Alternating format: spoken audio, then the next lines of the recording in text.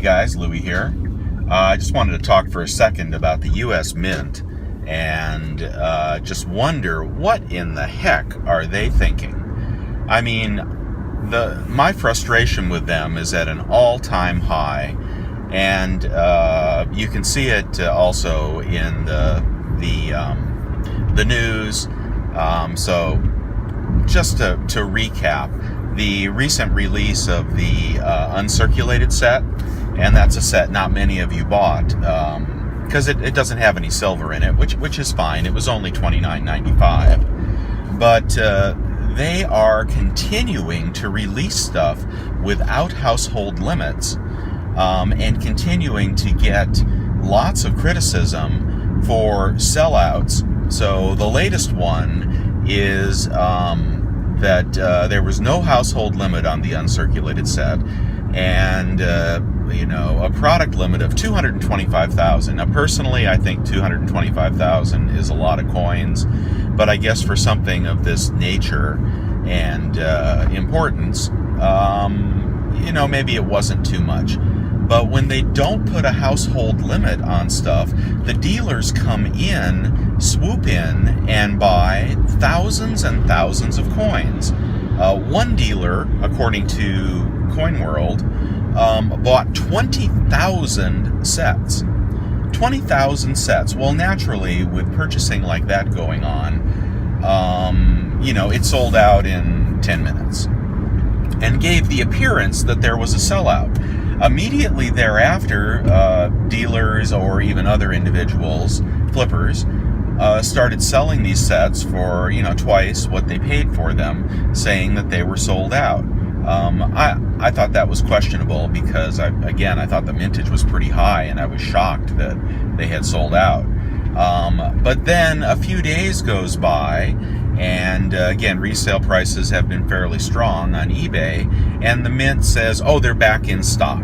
Okay, well, what happened? Well, some of these dealers that were buying mega thousands started doing returns when they realized that it was not going to be as popular as they thought, or they bought too many of them. And apparently a return is really easy if you haven't taken delivery. One return was 20,000 coins. One particular order that was canceled was 20,000 coins. So do you see what's going on? The dealers are reserving huge orders, waiting to see how the market reacts to the coin or not, and then canceling the order. Then they come back on the market, and they are still available, although I understand from CoinWorld, the U.S. Mint has said they're in the last 10,000-15,000 of available sets now. But now the market is flooded. The dealers are dumping, their rejects, the ones that would not grade MS70 or PF70, whatever what kind of 70 these are, through the grading services. So once again, the U.S. Mint has allowed and encouraged manipulation of their releases. Now, this is right on the heels of the 225th anniversary Silver Eagle with the African American Liberty, which should have been one of the most historic coins in history. Well, what did they do with that coin? They didn't limit it to 225,000 or 100,000 or 50,000 or anything. They just took the mintage limit off completely, making the coin uncollectible.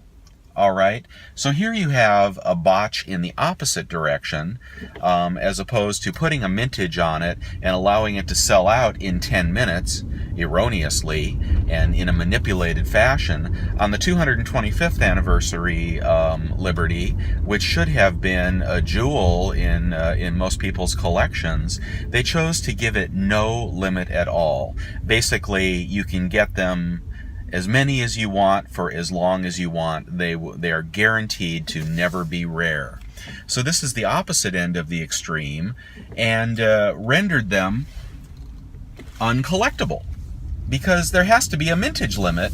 Otherwise there's not rarity, and then there is not collectability. These are not circulating coins, for God's sakes. These are special releases. So and there has just been a history of botches. They just can't seem to get the mintage right. They can't seem to get the household limit right. They seem to pull these decisions out of the air. I have no idea what they're up to, but they are just botching things royally. And I'm sure with American Silver Eagle sales declining rapidly, they're probably, not making much money these days. But U.S. Mint, this is not the way to do it. People that enjoy your products want to have something that is at least somewhat rare and something that they have a chance of getting. And certainly, if the mintage is not low, don't let it sell out to large dealers to be manipulated in the aftermarket, for God's sakes. It's the worst of all worlds, and they always seem to come down on the wrong side. All right, that's my rant. You guys have a great day.